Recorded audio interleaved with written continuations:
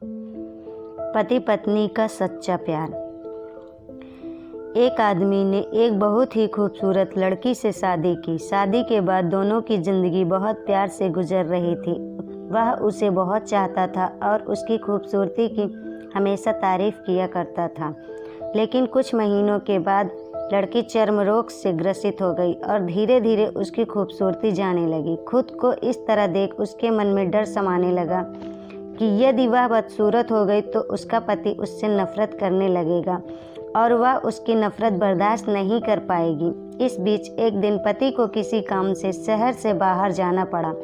काम खत्म कर जब वह घर वापस लौट रहा था, उसका एक्सीडेंट हो गया। एक्सीडेंट में उसने अपनी दोनों आंखें खो दी, लेकिन इसके बावजूद भी उन दोनों की ज़िंदगी सामान्य तरीके से आगे बढ़ती रही। समय गुजरता रहा और अपने चर्म रोग के कारण लड़की ने अपनी खूबसूरती पूरी तरह गंवा दी। वह बदसूरत हो गई, लेकिन अंधे पति को इस बारे में कुछ भी पता नहीं था, इसलिए उसका उनके खुशहाल विवाहित जीवन पर कोई प्रभाव नहीं पड़ा।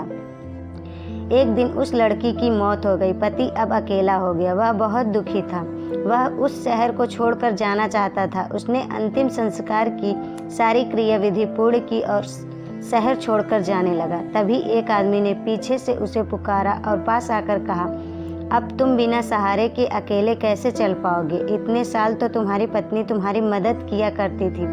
पति ने जवाब दिया, दोस्त मैं अंधा नहीं हूँ, मैं बस अंधा होने का नाटक कर रहा था, क्योंकि यदि मेरी पत्नी को पता चलता कि मैं उसकी बदसूरती देख सकता हूँ तो यह उसे उसके रोग से ज़्यादा दर्दनाक देता, इसलिए मैंने इतने साल अंधे होने का दिखावा किया।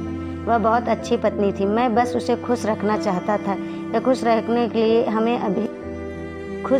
के लिए हमें भी एक दूसरे की कमियों के प्रति आंखें बंद कर लेना चाहिए और उन कमियों को नज़रअंदाज कर देना चाहिए।